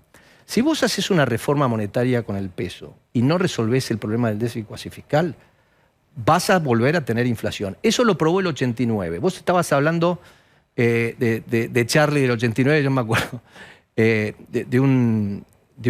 No me acuerdo exactamente el título, porque pronto se va a caer o algo. Era de febrero del 89, cuando empezó la primera hiperinflación del álbum ese de cómo conseguir chicas. Sí. La primera inflación argentina empieza el febrero del 89, cuando el gobierno de Alfonsín directamente libera el tipo de cambio y se devalúa, y eso empieza el proceso hiperinflacionario. Viene Menem en julio del 89, la inflación era 196%, anuncia su plan Bungeborn, qué sé yo, la inflación cae, empieza a caer, pero en octubre empieza de vuelta a dar la vuelta y a principios de diciembre Rapanelli, que era el ministro, devalúa. Y ahí empieza la segunda hiperinflación del año 89. ¿Por qué? Porque el déficit del cuasi fiscal nunca se había terminado de resolver. La hiperinflación lo redujo, pero después el déficit cuasi fiscal, por la dinámica que tiene, te vuelve a presionar. A ver, Emilio, perdón, sí. y a lo mejor yo soy el que tiene el problema, ¿eh? Está claro que hay que abordar el déficit, que es una pata fundamental. Fiscal y el déficit cuasi fiscal, las dos cosas. Pero, ¿de dónde salen los dólares? Obviamente... Para dolarizar. No, primero, ¿para qué es lo que tenés que hacer? Te voy a dar un ejemplo. Tenés 2 países que han dolarizado y usaron métodos distintos. Hay una confusión que la gente cree que si vos dolarizás hoy, mañana tenés que salir y comprar todos los billetes que están en circulación. No funciona así. Vos tenés que hacer un canje físico. Ponele qué pasó con el Austral. Cuando el gobierno lanza el Austral, le da a la gente un tiempo X para que la gente traiga los pesos argentinos que tenían en aquel momento y durante un año tienen la posibilidad de canjearlo. Después de una fecha no valen más. ¿Qué es lo que quiere decir? Te voy a dar el ejemplo de Ecuador. En Ecuador se dolariza el 10 de enero del 2000. ¿Ok? En marzo del 2000, solo 18% de los sucres que existían en toda la economía se habían canjeado por dólares. En marzo, pasaron 3 meses y solo 18%. En Ecuador dijeron, de hecho, vamos a reemplazar los sucres por el dólar. O sea que después de una fecha X, se acabó. Los sucres no valen más nada. El Salvador dolarizó al año siguiente, pero hizo las cosas de otra manera. ¿Qué hizo la ley en El Salvador? Dijo, señores, a partir de ahora el dólar es moneda de curso legal en El Salvador. Claro. Si ustedes quieren guardarse los colones con la figurita de los próceres que tenemos, guárdenselo, no hay problema. Pero el sistema bancario está dolarizado, o sea que cada vez que ustedes depositen un colón en el sistema bancario, se va a dolarizar. Es decir, vos tenés que pensar lo siguiente, tenés 2 tipos de dinero en la economía, el dinero bancario y el dinero físico que usa la gente, el efectivo. Con la dolarización, vos, lo que hizo en el caso de El Salvador es, el dinero físico, si lo querés retener, si a vos te gustan los billetes de... Si hiciéramos el modelo salvadoreño... El patrón es el metro patrón es el dólar, no importa si vos querés usar peso. Si vos siguieras el modelo ecuatoriano, dirías, mirá, dentro de un año los pesos ya no valen más, si vos no los canjeaste, te jorobás. Si vos hicieras el modelo salvadoreño, sería distinto. Vos decís, miren, los pesos siguen, no hay problema. Fijamos hoy, ¿cuánto es? ¿4.40? Entonces va a haber un montón de pesos en la economía que que la gente los puede seguir usando. Querés ir a comprar cigarrillos al kiosco, vas a pagar los pesos. Ahora, el sistema bancario va a estar totalmente dolarizado. Te digo esto como ejemplo porque tiene implicancias distintas. Vos podés hacer distintas cosas con la dolarización. Entonces, cuando la gente habla de dolarización como si fuera una cosa genérica, vos tenés que traer los detalles de cómo planteás hacerlo. Claro. Pablo, yo lo que digo es, el debate se instaló y queda cómodo, y algunos se remiten que hace la convertibilidad y esta cuestión de que era un peso, un dólar, pero el propio Milei dice que él no puede revelar de dónde van a traer los dólares, pero los tiene garantizados. Entonces acá me parece que la gran pregunta es, ¿de dónde van a venir los dólares? Porque no es que la Argentina... Mirá, te voy a decir dónde van a venir los Déjeme terminar la pregunta, por favor. No es que la Argentina lo va a resolver, porque la Argentina tiene una situación tan inestable que la gente corre, porque obviamente está desesperada. Entonces, el que tiene 100.000 pesos o 50.000 pesos en su cuenta bancaria, ¿qué cree? ¿Que al otro día, que el 11 de diciembre se asume un presidente y va a dolarizar, va a tener 50.000 dólares? No. Entonces me parece que toda la explicación técnica suya, que es muy sólida, usted es una persona muy sólida, la gente necesita entenderla mucho más básicamente. La gente tiene que entender. Porque cuando vaya a la verdulería, cualquiera de nosotros, clase baja, clase media, clase alta, tiene que saber qué le va a pasar, porque va a pensar que este peso que no vale nada va a valer mucho menos ante una situación así. No, primero tenemos que distinguir los tiempos. Una cosa es lo que estamos acá, y la dolarización hoy no se discute. Este gobierno no puede hacer una dolarización. Y nosotros no sabemos cómo va a llegar el gobierno o cómo va a llegar la economía el 10 de diciembre. Yo no hago futurología, yo no sé cómo va a llegar. Yo sé que en la Argentina las cosas pueden cambiar para peor o para mejor. La realidad es que la dolarización tiene sentido si se hace a mercado. El otro valor que tenés que tener en cuenta es el tipo de cambio que cierra el balance del Banco Central y que hace que el Banco Central tenga un patrimonio neto de cero. ¿Qué quiere decir? Que si yo agarro todo, si a mí me dieran el trabajo de liquidar el Banco Central, ¿yo qué hago? Agarro todos los activos que tengo, los liquido y pago todos mis activos. Hay una manera de calcular cuál es ese tipo de cambio. Por ejemplo, hoy ese tipo de cambio en estas circunstancias es 650 o 670 pesos por dólar. Pero vos no tenés que hacerlo eso, porque la realidad es que los activos, como el Banco Central es el principal acreedor del gobierno, si los papeles que el gobierno emite no valen nada, que hoy estamos en los pisos de valores de los títulos del gobierno argentino. Vos pensás que los títulos del gobierno argentino emitidos bajo ley New York, el piso histórico es más o menos 20 centavos, ¿ok? Y hoy los títulos están cotizando a poco más de 20 centavos. Entonces estamos en los niveles históricos. ¿Por qué estamos en los niveles históricos? Porque los inversores no creen en la política económica. Cuando vos cambiás... Sigo preguntando dónde van a aparecer los dólares para que la gente... El que cobra 50.000 pesos esté dolarizado y el que cobra 400.000 pesos esté dolarizado. Todos están dolarizados. La economía se dolariza como ocurrió en Ecuador, para darte un ejemplo. Ecuador se dolarizó en default de la deuda, con depósitos congelados. ¿Es un caso de éxito Ecuador? Es un caso de éxito relativo en el sentido de que ellos consiguieron eliminar la inflación. Yo te voy a dar un ejemplo. En los últimos 20 años Ecuador tuvo una inflación promedio de 3,5% por año y un crecimiento del PIB per cápita de 1,1% por año. A vos me das ese resultado para los próximos 20 años de la Argentina y yo te lo firmo todos los días. En materia de pobreza, de trabajo... La pobreza cayó, la indigencia cayó, la desigualdad cayó. Hay que ir a los datos. Hay que ir a los datos. Los datos están disponibles. ¿Qué otros casos de éxito tiene la dolarización? Es interesante esta parte. Ecuador... Claro. Ecuador, Panamá. Panamá tiene la inflación más baja y el crecimiento más alto de América Latina de los últimos 25 años. Pero está, como diría Pepe Mujica, embuchado de dólares Panamá. Bueno, pero porque hizo las cosas bien. Vos tenés dólares... Por otras cosas también, ¿no? Los dólares vienen cuando la gente confía. Si vos ponés por restricción, los dólares no vienen. Eso está claro. Te doy un ejemplo. En la segunda mitad del 2019, después de las PASO, se fueron del sistema bancario 17.000 millones de dólares. ¿Dónde cree que están esos 17.000 millones de dólares? Están bajo del colchón. Y los argentinos, según estima el propio INDEC, tienen 270.000 millones de dólares en el exterior. Entonces, la Argentina es una economía de 600.000 millones de dólares. Cuando alguien me dice que faltan 10.000 millones de dólares, no tiene sentido lo que están diciendo. Nosotros diseñamos una estructura que permite resolver la falta de dólares. ¿Dónde los vas a conseguir? Los vas a conseguir en el exterior. Los dólares van a venir a través de ese mecanismo que nosotros hemos diseñado. ¿Cuál es? Se llama el Fondo de Estabilización Monetaria. Es un fideicomiso establecido fuera de la Argentina que tiene ciertos activos como garantía y que emite para pagar las LELIQs. ¿Qué activos? Porque te van a decir, pusiste la Antártida, la base Marambio, las cataratas. Te lo dije en serio. No, te dije antes que son todos los activos que tiene el Banco Central. Acá hay una discusión, que es, hay gente que dice que el Banco Central tiene un solo activo que vale, que son 2.000 millones de dólares de reserva. Nosotros decimos, el Banco Central tiene otros activos. El Banco Central es el principal acreedor del gobierno y el gobierno es el principal accionista del Banco Central, el único.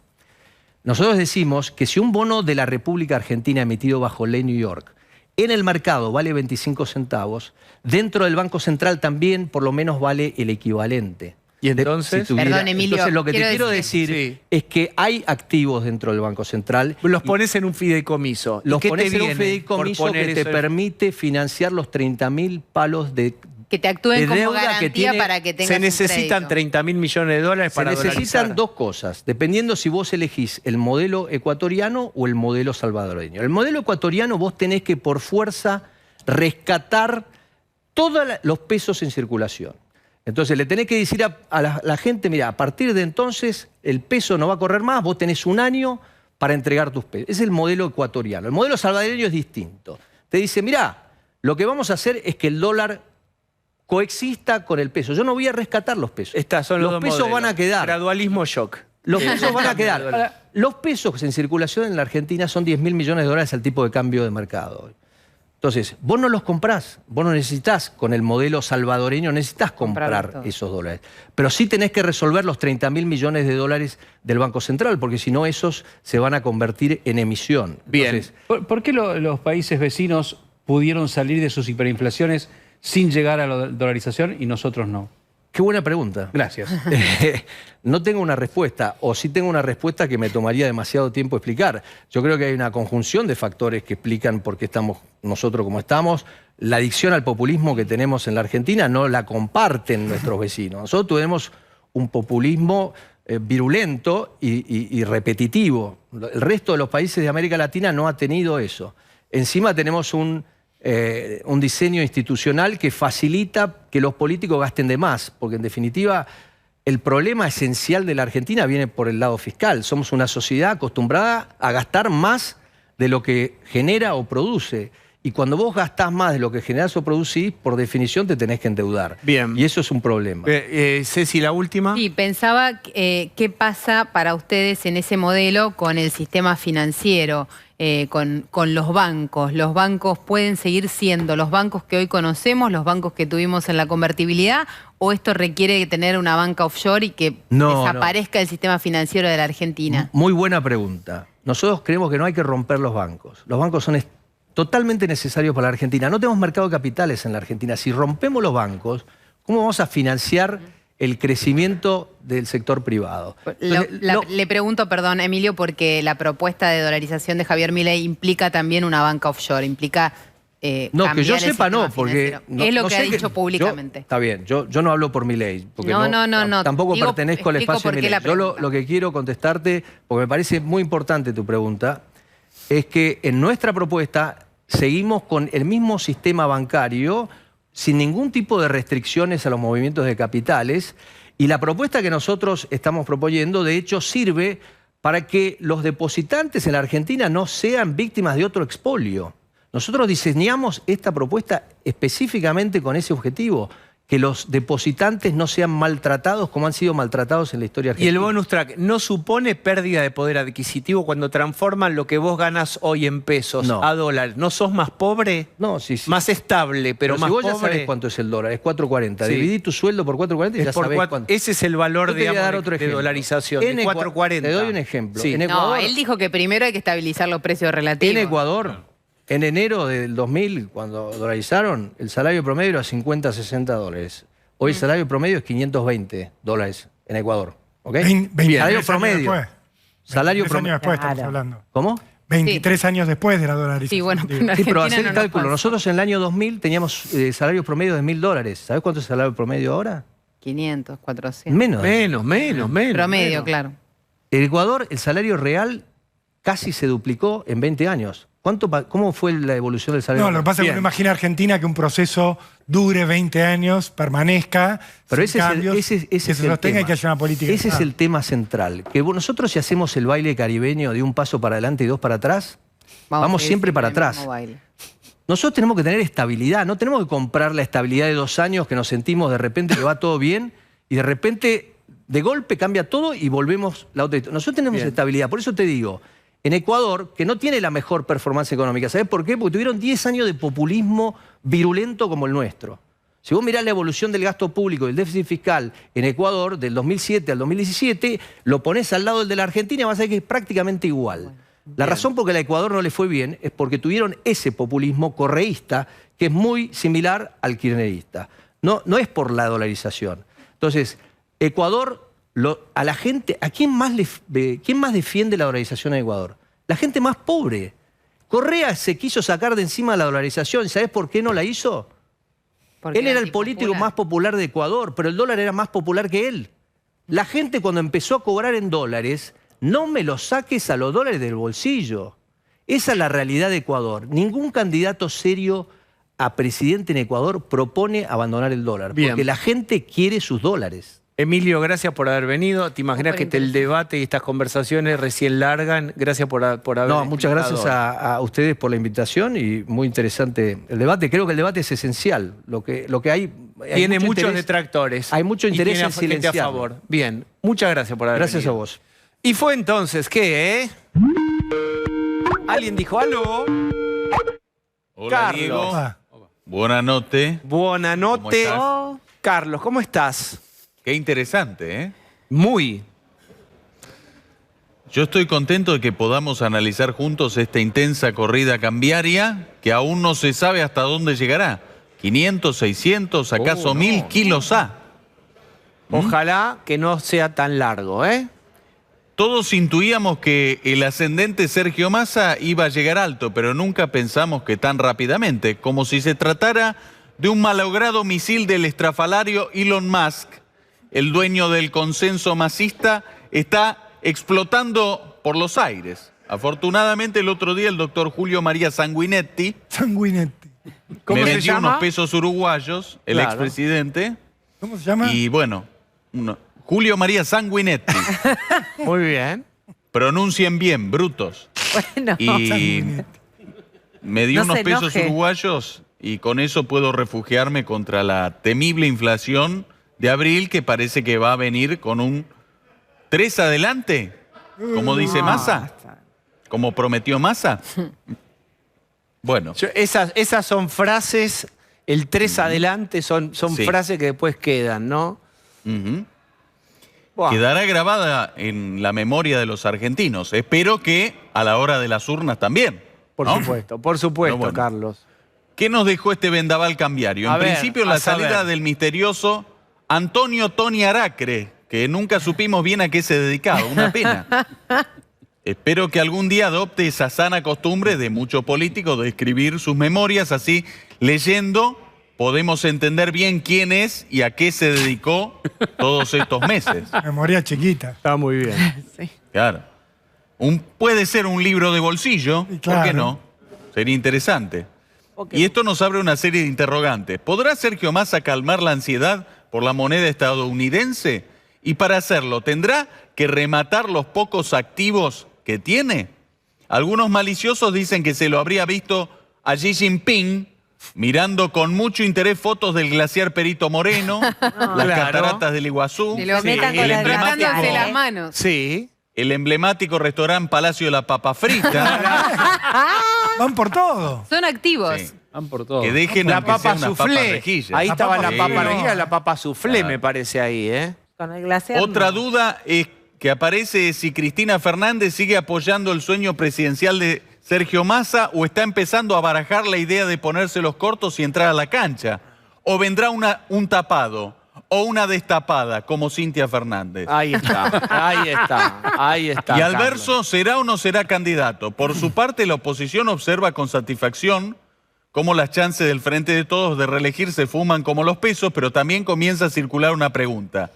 ¿Cuál es? Y si nos toca agarrar esto, ¿qué carajo hacemos? Esa es la pregunta y está muy bien formulada, ¿eh? Macri, Bullrich y Milei proponen dinamita y plan motosierra y Larreta y Morales están de acuerdo. Proponen primero dinamitar a Macri y después pasarle la motosierra a Milei. Eso es cierto. Excelente, muy bien. Muy bueno. Bueno, Carlos, ¿No va a indudable- contar un chiste? indudablemente Un chiste. nos gustaría despedirte, Me pero lo vos piden. sabés que no hay despedida sin tu momento. Adelante. Esto abre dos interrogantes. Este se lo escuché al profe de Pablo en el aula magna de la Universidad de San Andrés. No, gran contador de chistes. A ver. Un hombre sale de su casa, lo aborda un ladrón y le dice, dame toda la guita o te quemo. Lo increpa. ¿Pero de qué guita me hablas? Con esta malaria que hay, se defiende el hombre. A lo que el ladrón le contesta, decímelo a mí que te estoy apuntando con una canilla. Y está bien, y está bien, y está bien. Ah, no queríamos algo más. Tenía uno más No fuerte. hay algo, no hay carne fuerte. Sube Esta la es apuesta. carne suave, no hay carne fuerte, No. carne picante.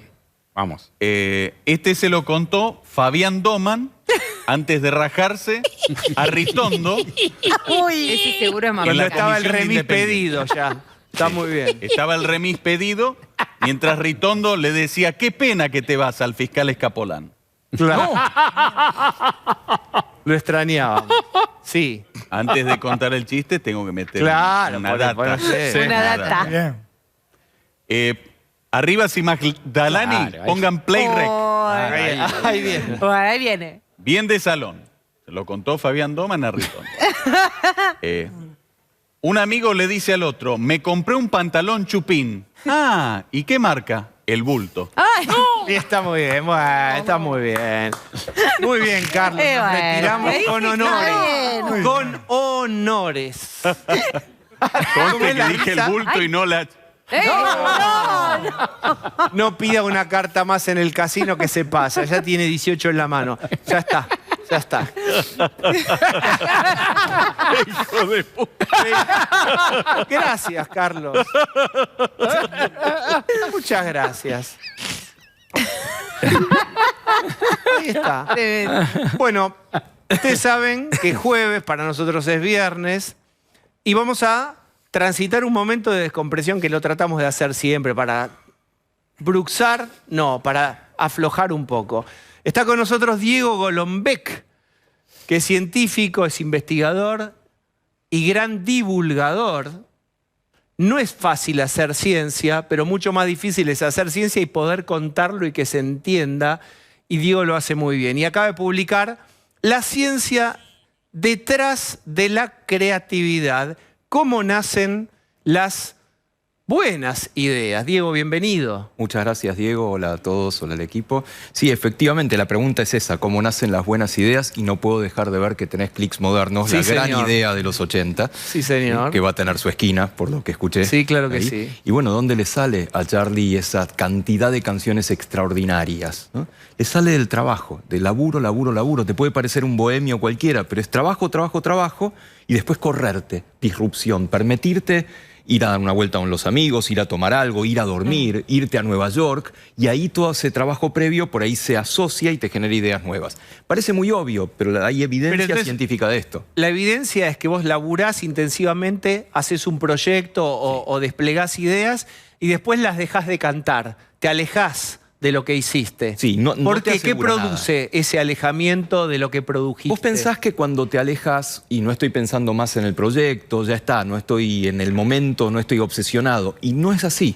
Cuando vos pensás que no estás pensando nada, el cerebro está súper activo. Hay algo que se llama la red neuronal por defecto, que es la red neuronal cuando te parece que no pasa nada, cuando estás en el ocio, cuando estás en el colectivo y no pelaste el celular, cuando estás realmente vagabundeando mentalmente. En ese momento se sabe que se conectan las distintas áreas del cerebro y te permiten asociar una idea nueva.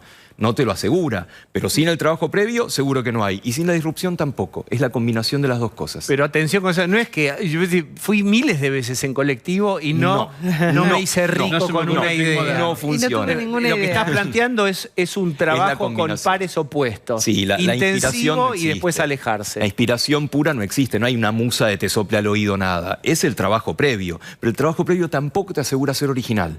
Eso es lo interesante, el combinar las dos cosas y ver cuántos tips, cuántos yates hay para concentrarte mucho en algo y después correrte. Y hay un montón de formas de medirlo. Vos podés medir la creatividad de la gente. Ponele que yo te muestre un vaso o un clip de papel o lo que fuera y empezar a buscarle funciones nuevas. Esos son los test de creatividad más clásicos, individuales. A ver, hagámoslo. Clip de papel. Usanos Ahí a está. todos de lo que has... Tengo acá un clip de papel. ¿Para Bien. qué lo puedo usar? Bien. Díganme. Clip de papel para cerrarte el saco, por ejemplo. Perfecto. ¿Qué más? Para un aro. Muy bien. Para arreglar un Para cierre. cerrarse el saco con si es de papel. enganchás, lo estirás. Está bien. De metal para papel. de metal. Claro, Claro. es de metal, es de metal. Para limpiarse la aclaremos. oreja. Para limpiarse la oreja, Ay, perfectamente. no, la podés lastimar. Muy útil, sí, Bueno, sí. pero despacito. Por las uñas también, como Para no. las hojas de laurel, cuando abrís un paquete, hoja de laurel y lo guardás ahí. Ah, para cerrar. Muy Bueno, buena. pero ahí lo Acá- está acá aplicando me como saco el clip, sombrero. amigo. Bien. ¿Qué es este ejercicio? ¿Qué estamos... Es un test de Torrance de creatividad, de darle muchos usos a un objeto común, de creatividad individual. Lo mismo podrías aplicar a un grupo o a un país. Hay países más creativos que otros. Hay un índice global de creatividad que mide dos variables. Mide cuán tolerante es esa cultura a los cambios, cuánto se acepta venir con una idea nueva. Y a veces hay países que son muy buenos en esto y otras no tanto. Los ¿Cómo países estamos escandinavos. ¿Cómo nos va? Nosotros estamos en este índice, por el tipo de cosas que mide, de la mitad para abajo, porque mide tolerancia a los cambios, que no somos bastante conservadores frente a los cambios. Y la otra variable, en la que no estamos bien, es la densidad de patentes, o sea, cuántas patentes tenés por millón de habitantes. Y Argentina, si bien es extraordinario en cuanto a ciencia y tecnología, no damos el último paso. No llegas a patentar, a licenciar. Nos falta laburo. Pero Nos falta ¿qué laburo, falta? laburo y disrupción. Yo las sé dos que es un cosas. subtema y quiero después volver al... ¿Cómo no? Pero ¿Cómo no? esa milla final, ese kilómetro final, ¿qué pasa? Y es cierto, hay mucho laburo y después no llega a patente. ¿Por qué? Muchas cosas. Primero, pues necesitas mucha estabilidad en las políticas científicas y no solemos tenerlas. Tenemos momentos de bonanza y momentos que no le das tanta pelota a lo que pasa con la ciencia. No hay incentivos para que un científico llegue a ese momento final. Mirá, vos está bien, investigá preguntas básicas de la naturaleza, pero tratemos de llegar a una aplicación. Y lo otro es que... Pero espera, ¿y por qué no hay incentivos? ¿Qué más querría un científico que se pasó 3 años con algo que se plasme en algo, poder patentarlo o venderlo o no sé? Hay varias cosas. Lo primero es que nuestras escuelas de ciencia son escuelas de ciencia básica. Los premios Nobel, USAID, Leluar, un poco de Milstein, el poco que estuvo acá hasta que lo rajamos, o un de Robertis haciendo neurociencia, un Balseiro haciendo física, son escuelas básicas. Son escuelas que no llegaron a ese punto final. Claro. Y la mayoría de los científicos venimos de esas escuelas. Yo vengo de USAID a través de mi mentor y su mentor y su mentor. O sea, no hay una materia que sea cómo patentar, la milla final. De a poco estamos llegando. Y lo otro, viste, siempre nos quejamos de que hay poca inversión en Argentina en ciencia y tecnología. Ahora está subiendo un poco porque se aprobó el financiamiento de ciencia y tecnología en el Congreso y de a poco va subiendo. Pero es casi toda inversión del Estado. En Argentina no invierte el sector privado en ciencia y Ahora, tecnología. vos hablabas de países creativos y lamentablemente estamos de la mitad de la tabla para abajo. ¿Cuál es el país más creativo? En este momento está bastante en punta Australia, va cambiando año a año. Japón anda bastante bien por la parte de patentes, obviamente. Sí. Después están los países escandinavos porque son muy tolerantes a los cambios. Alemania siempre está por ahí arriba porque tiene las dos cosas. O sea, va fluctuando. Ahora, de a poco fue picando en punta más Ahora, Australia. en ese mismo lugar estuvo hace unos días el catalán Ferran Adrià y hablábamos, hablábamos de la creatividad y hablábamos de Messi. Y vos decías, ahí no estamos, ahí estamos en la tabla total. Ese cerebro y la creatividad a sus 35 o 37, ¿no? ¿Cuánto tiene? 36 años. Digo, ¿cómo lo ves en todo este proceso que vos estudiás? Obviamente hay excepciones y hay cosas extraordinarias y todo lo que somos es una mezcla de dos cosas. Una mezcla de lo que traes de fábrica, o sea, un Messi nace Messi de alguna manera y lo que haces con eso, el entrenamiento, el mejorar los tiempos de reacción, la disciplina. Messi, para llegar a Messi nosotros nos olvidamos de lo que pasó a veces, ¿no? De las inyecciones diarias de hormona de crecimiento, el alejarse de su familia.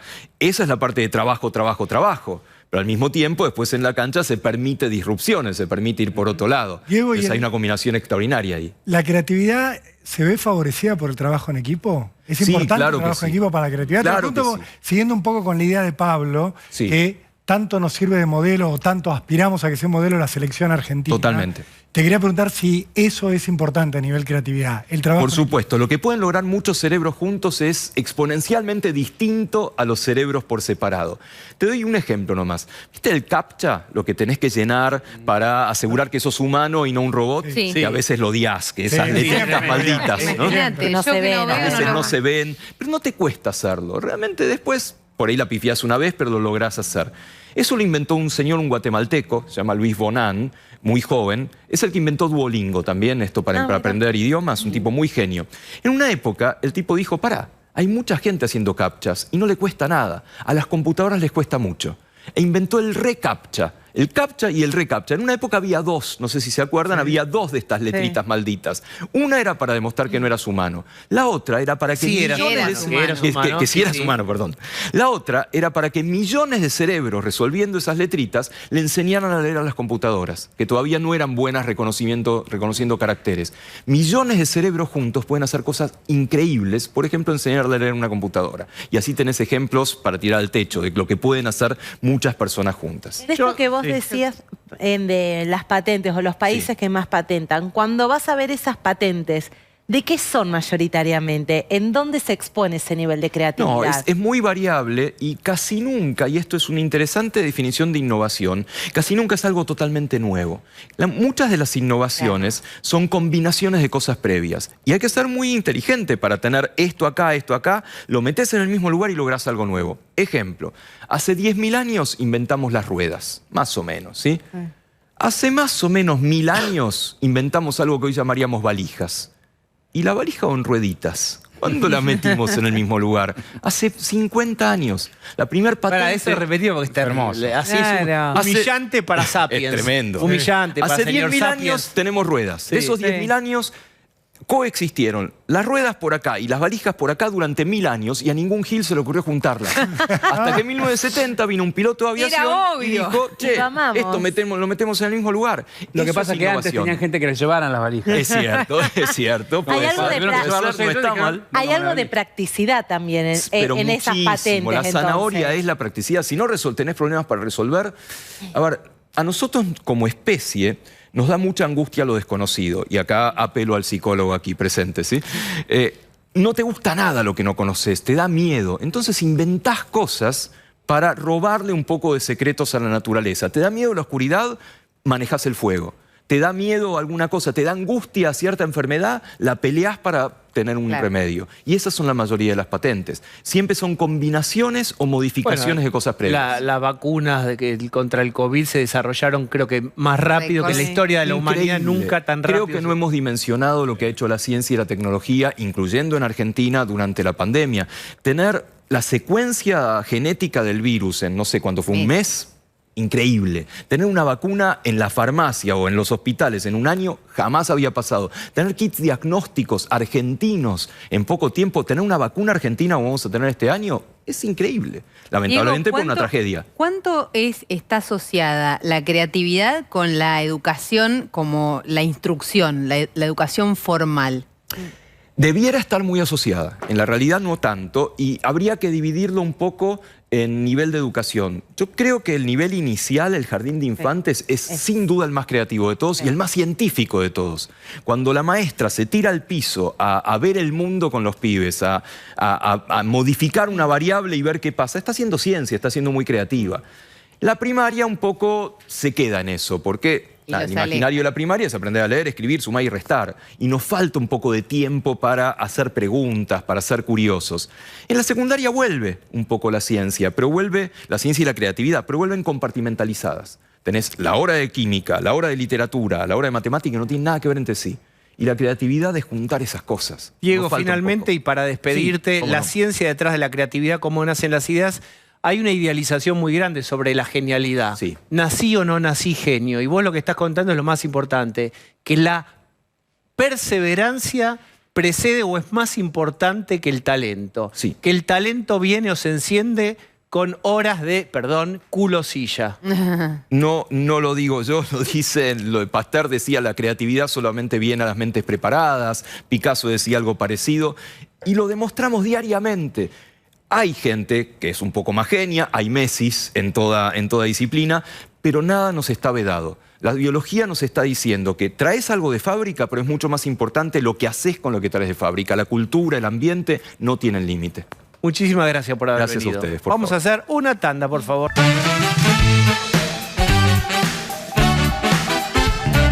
Vean, Bernie lleva su eslogan a los uniformes de los policías. Rolo, ¿cómo es eso? Diego, todos sabemos que desde que empezó la gestión de Sergio Berni, él usa una frase que traduce luego en una sigla que es Fuerza Buenos Aires. Esto lo pueden ver y lo habrán visto todos ustedes en sus redes sociales, en todos los medios de comunicación cuando él publicita algún procedimiento de la policía bonaerense. En lugar de poner policía bonaerense, pone Fuerza Buenos Aires.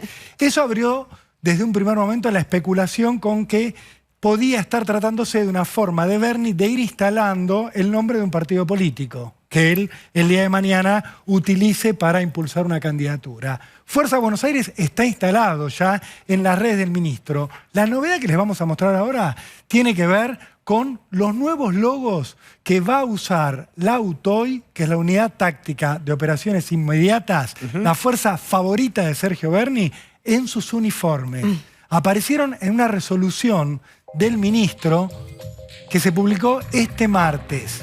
Fíjense, en el centro está el logo de la UTOI. La UTOI, Diego, la recordarán todos, es la fuerza que fue a detener a los sospechosos de pegarle a Bernie. Pero es muy FBI también, ¿no?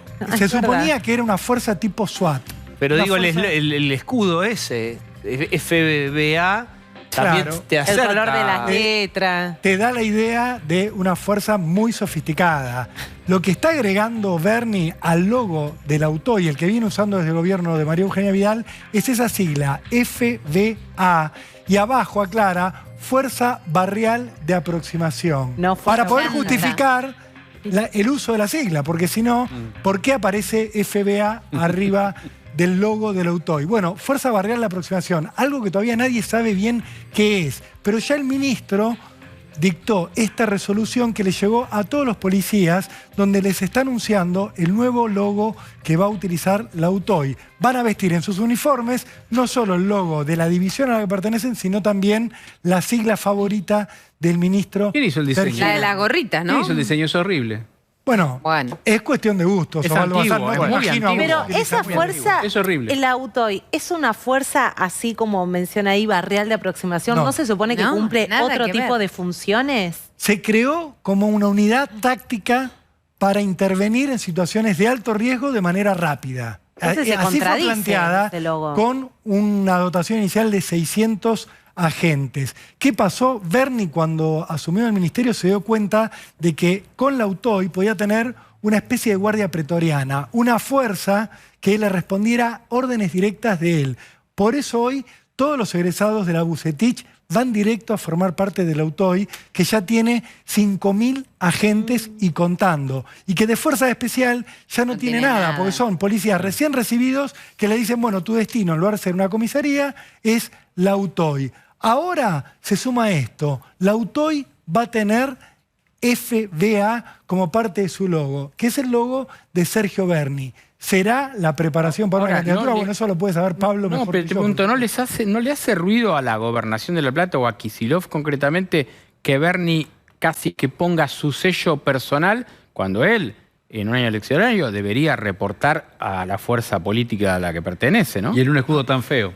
Hasta ahora no le han planteado, Osvaldo, a pesar de ni objeciones de la fealdad, ni objeciones a lo que está haciendo Bernie. Ya hay chalecos antibalas que dicen FBA, ya los están usando algunos policías bonaerenses, y hay una contradicción de base. ¿Qué es FBA? Estamos hablando de la policía de la provincia. ¿Me dejás decir algo importante?